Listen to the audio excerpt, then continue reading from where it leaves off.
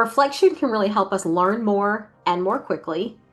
It benefits our emotional health and it strengthens our neural health and our thinking skills. And if we can do it in a way that keeps us out of rumination or worry, or if we feel ourselves going there, we can interrupt that pattern with gratitude or with mental distance, then we can get the benefits of reflection without the harm that can come from worry and rumination. Hello, everyone, and welcome to the podcast. Today's episode is about reflection. It's currently July when the episode is launching, and we're just about into half two of this year, just crossed over into half two. And as you may know, one of our focus areas for this season has been well-being, which is how well we're doing in all aspects of our life. Physically, emotionally, relationships, work, all of the areas. And it's hard to even be aware of our starting point in well-being or any other area if we're not engaging in reflection. So I was talking to someone recently who I love, and I said, so how are you? And his response was, I don't even know. And I'm pretty sure my response was, I totally get that, because I loved his honesty. And the reality is there are periods of life where we're going, we're doing, we're experiencing, and we're not really reflecting on where we are or how we're doing. And there's absolutely nothing wrong with that. But to that, we want to add an opportunity to reflect on where we are, how we're doing, and mid-year is the perfect time for that. So for this huddle, I want to share research on the benefits of reflection, strategies for reflecting, including some things that have worked for me, and strategies to avoid the pitfall of reflection, because we can do it wrong. I know I've done it, so we want to talk about that as well. So I also want to just say thank you so much for being here.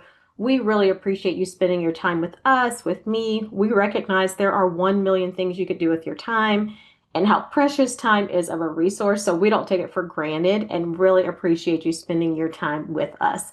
So I'm glad you're here, and let's jump in. Welcome to Anelra. Have you ever thought about unlocking the full potential of yourself or the leaders in your organization? Imagine the impact of executive coaching.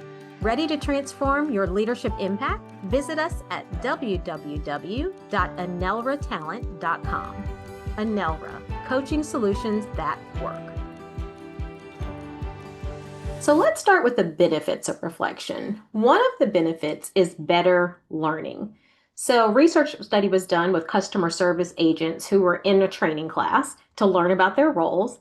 And they had one group that spent 15 minutes at the end of the day reflecting on what they learned and writing it down.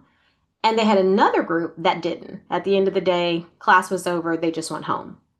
And what they found was that the group that spent just 15 minutes in reflection had between 22 and 25% better recall and better outcomes from the training. So 25% better from 15 minutes.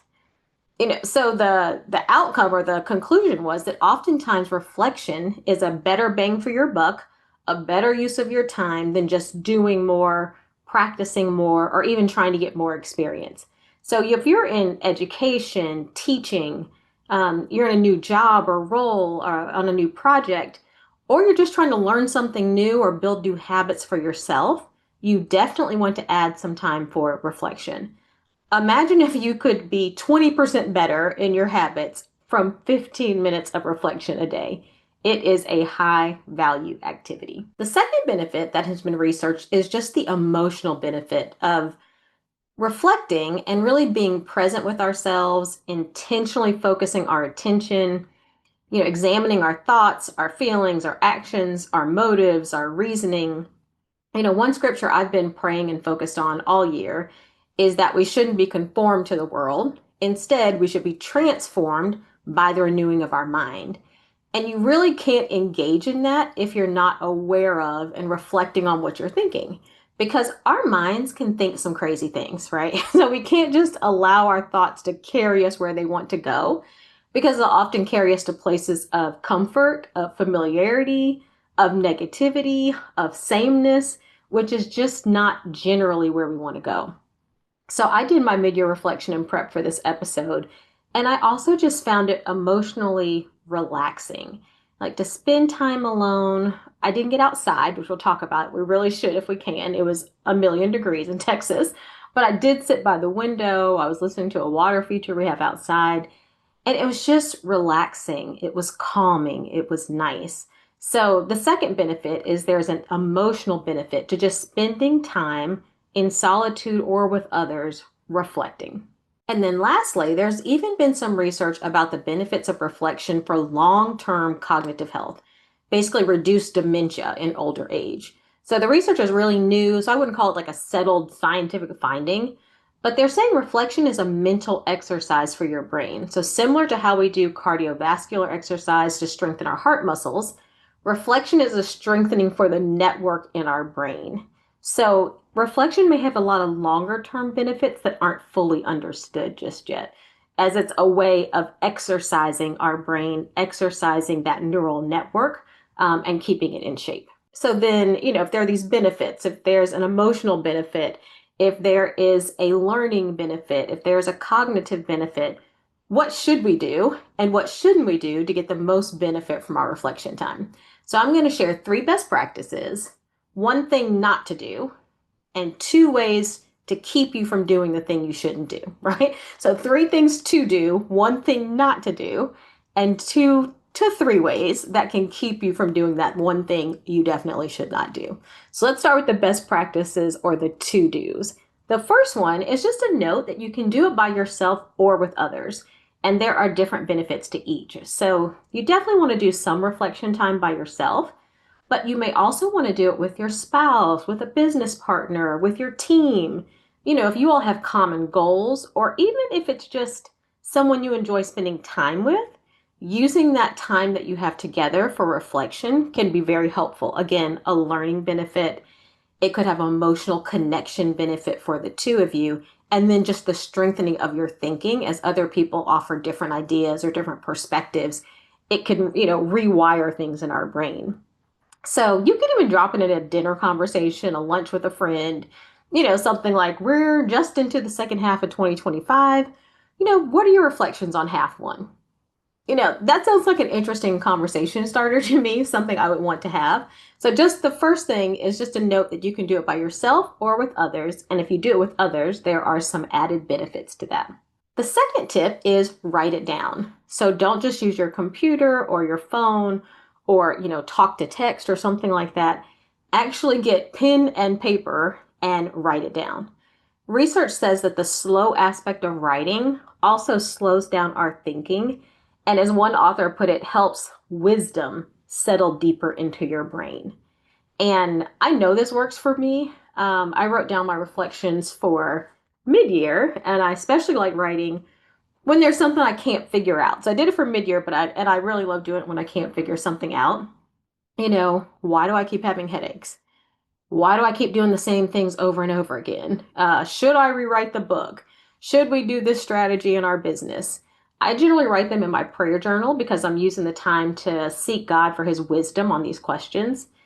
And almost every time I do it, I want to say every time, but I'm guessing there may not have been, but every time I can remember doing it, I actually have a partial answer before I even get up. It slows down my thinking. It slows down my processing. It allows me to hear from God better. So God speaks to me through writing. And the research suggests that writing also just helps us settle things in our mind so we can see better connections and also better access it later.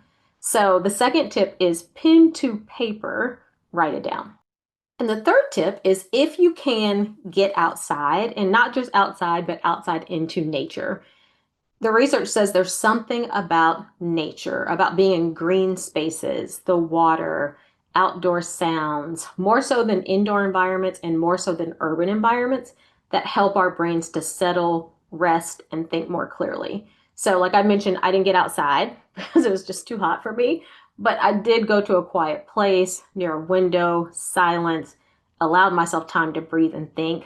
But if you can, maybe early in the morning, if it's really hot or cold where you are, wherever you are, if you can get outside into a green space, a park, walk around your neighborhood, something like that, that will actually help even more in getting more out of the time you spend in reflection. So those are the three to-dos. Do it solo or with others, and adding with others might have some benefits. Write it down and get outside into nature if you can. So the one don't in reflection is to not use your reflection time to ruminate or to worry. So, what the research says is that sometimes when we engage in reflection, we're reflecting on a difficult time, a negative experience, a tough experience, which is fine, right? There oftentimes we want to learn from difficult experiences. We want to, think about how we might do it differently, think about how we want to think about it, like how we want to frame an experience, and that's all fine. But if that reflection, if you feel it turning into worry, overthinking, over ruminating. Ruminating is basically, I was looking up the definition, it's basically turning thoughts over in your mind. And sometimes that can be helpful, right? Because as you turn a thought over, you might get a different perspective. But it also can do more harm than good if it's overly negative, when we're ruminating in a negative way, which means typically we're thinking about a narrow aspect of the experience. We are overemphasizing our role in that experience, kind of in, almost too inward. And we're just replaying the most negative aspects, which is not reflection, it's worry.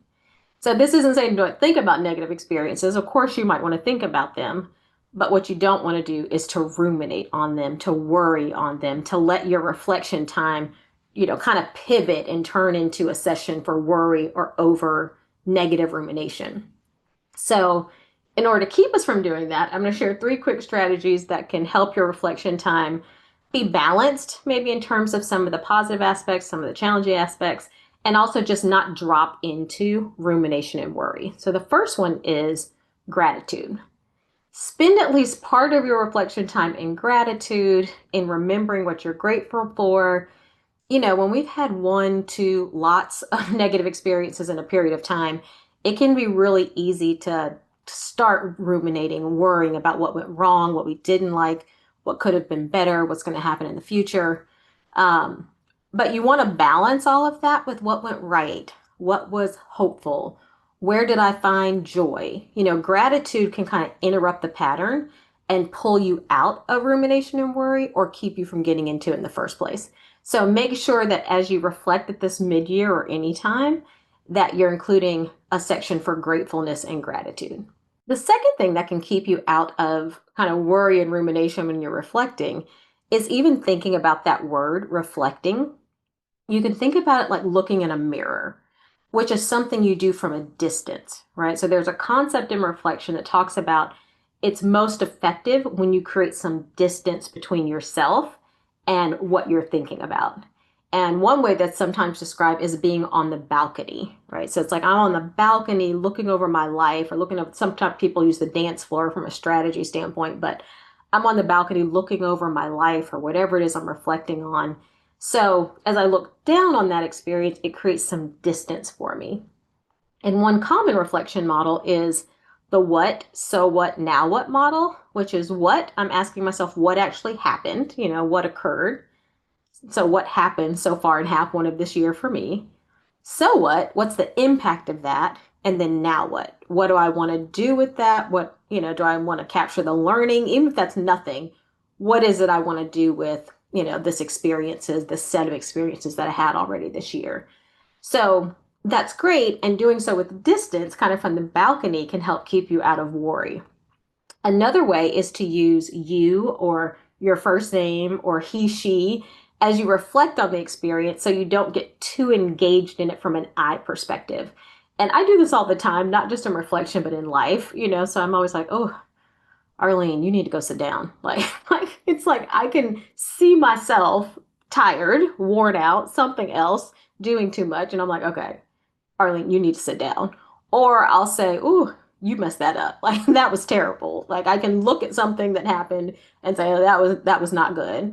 Or I might even say, oh, no, you did that. Like that is like, yes, that you did, right? So it's like you can kind of look at yourself outside in. So they're saying using words like you, your first name, she, he can create distance from it without being too overly engaged when we use words like I, right? So that's another way of just creating distance to help you reflect.